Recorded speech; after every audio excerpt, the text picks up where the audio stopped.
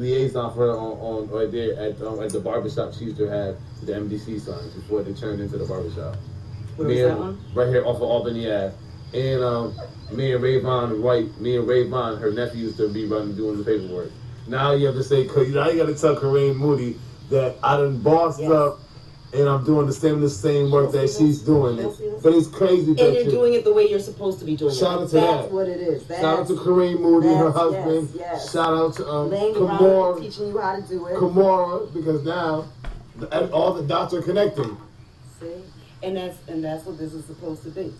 And this is how this works. So on my birthday, I get to explain all the ownership shit. And hopefully, like, the selfish part is I need people on the board who don't know how to be bored, right? But I need people on the board who know how to center community and center, not community, right? Center Black community. Right. And there's a lot that we'll talk about off camera about this, right? But as we're making this beautiful, we need to understand that we could be adding to gentrification.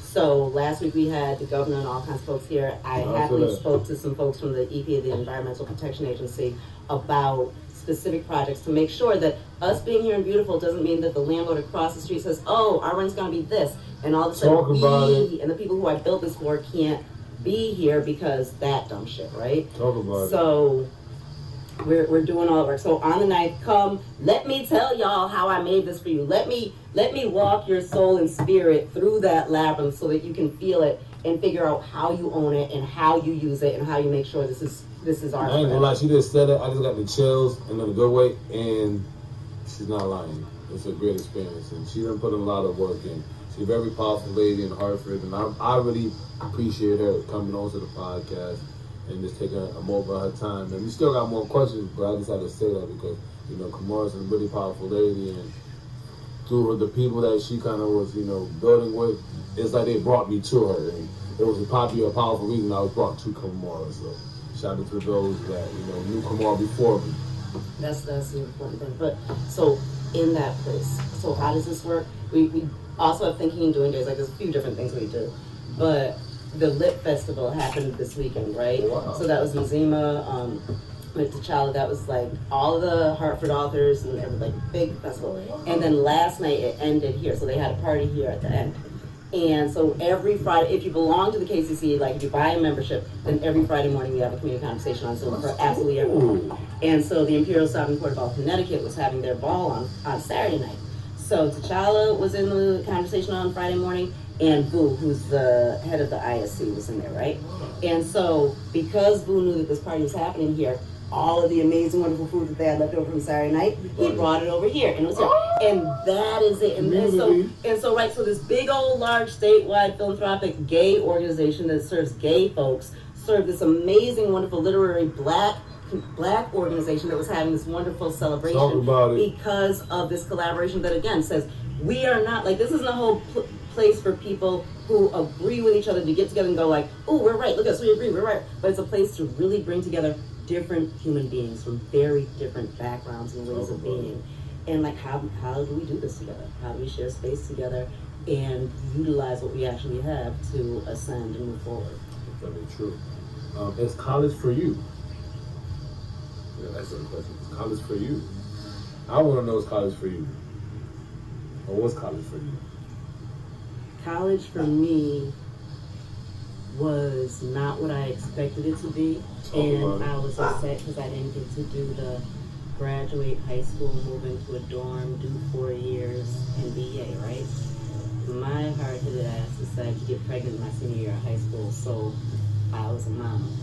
Nothing wrong with that. Right? So at the time, my ridiculous long 13-year journey through college of going to multiple schools and taking semesters off. And honestly, like, being hard-headed and going into, like, so I went to, it used to be Greater Hartford Community College over here in Woodland, right? Okay. So graduating, my son was born November 26th, so I go into my freshman year of college, pregnant as fuck, thinking I can take a full course load, giving birth in November, or end of November with everything due in December, right? So I did that, and I failed miserably and took a whole bunch of incompletes. So I got kicked out of Kamora. I got kicked out of college. You brought your college experience. I went to Mitchell College in New London. I know Mitchell, yep. And I got kicked out. So. See? Damn, dumb shit. And then I ended up at Springfield, and so weekend college. But what I thought was a horrible college experience to be ashamed of, multiple colleges over time, moving here, Springfield College, then going up to Boston, going to the extension there, so I was living in Ipswich because domestic violence and everything that got me out of Connecticut. The way that I worked my life and worked college at the same time made it work for me.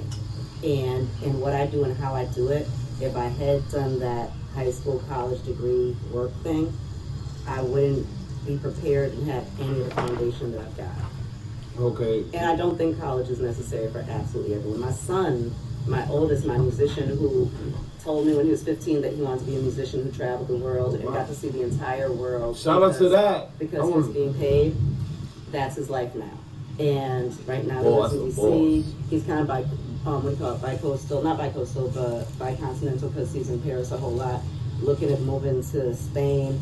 He travels the world, making music, doing what he wants to do. And dropped out of it, started off at Berkeley in Boston, dropped out of music school for jazz. Shout out to her son, yo. Shout out to her son. So the whole world wants to know on the Gentleman's Talk podcast, including myself, are you single? Yep. I'm Kamora. Alright, so if you're single, if you're looking for dates, how could they find you on social media? Or you want them to come to the Kamora's yard to pull up on you for a date? No. How could they reach out to you if they wanted to? Don't be doing all that shit. Like, yo. No, because you're single. Don't know. I'm okay. So you say you're single. And that's the thing. Like single might not be the right word. Alright, right? So let's just say I'm Kamora. Okay, she's a verb. Alright, so she says she's Kamora. So yeah. She says she's not single. She's Kamora. So we're gonna do that alone. What is your opinion on the $14, $15 minimum wage in state of Connecticut? I think in a whole lot of ways that was a gag because they got people to work on that for a full decade, and by the time that shit passed, it was past time. Very true. I think rather than even look at any type of a minimum wage, I'd much rather look at a universal basic income. And so I think, and again, we look at it like, it disgusts me to hear, and it's usually like EMTs, so like ambulance drivers versus McDonald's workers, right? And it's like, I get paid $21 an hour, so why should they get paid $15? Like that. Fuck that, right? You also get paid the same. We deserve to live. We deserve to live comfortably. Like, and we deserve to live. We deserve to live in a world where we don't have to decide if we turn the heat up to 72 or if we send our child to summer camp, right? Like, and I say that, and I pull summer camp out because I'm not gonna pull out something little. Like, all of us deserve. Summer camp is expensive. It's expensive as fuck, and all of us deserve it, right? Especially for the urban neighborhood. And it shouldn't be understood that these kids get like whatever little day camp with whatever little crappy ass activities they've got, and other kids are going off to Week Beautiful and going, right? But it's crazy how they treat the urban neighborhood like that. That's why. Like, we should be happy for every single crumb we get. And that's why people like you are establishing more programs to give the urban neighborhood, things for them to actually take in their own journeys to build whatever they want to do. And if they're into those type of professions, digital editing, health, nutrition. I ain't gonna lie, a lot of y'all in the urban neighborhood, including mine, not, y'all be looking crazy. You gotta work on the way around health. You gotta work on how we eat. Not do it how we look. We are blessed how we look, but if you can change your diet and tighten up, the way Black don't crack. That sounds great, but what's on the inside? You gotta make sure you're eating good. Your health is very important. Do you believe in it? No, finish what you're saying. I would say, and really like honor yourself and eat well. Like, get your hands on some old Black cookbooks.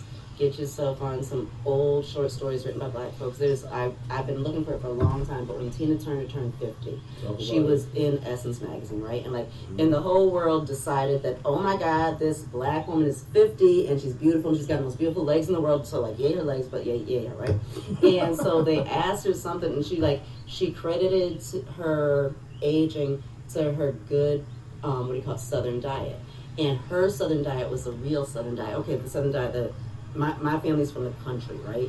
Which is what most of us are from, right? And we moved up north and had to, like, our diet changed into just all fried all the time and store-bought shit, right? But she talked about, like, okra, corn, tomatoes, like, all day, like, growing up on this good southern healthy diet, black diet, and that's what she credited herself to. And we need to get back to that, like, and we need to demand that the shitty ass stores that sell the little bags of poison to our children that taste so good that they ingest all the time, right?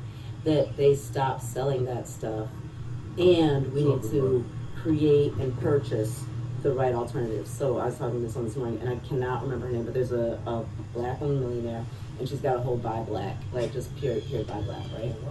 And we all need to figure out how to tap into those so that it's just as easy to get, and I'm not gonna say kale chips because that's nasty, right? But some healthy plantain chips that don't have MSG and stuff on, but like food, like some healthy cassava chips, some of our deliciousness out here to truly take us back to us without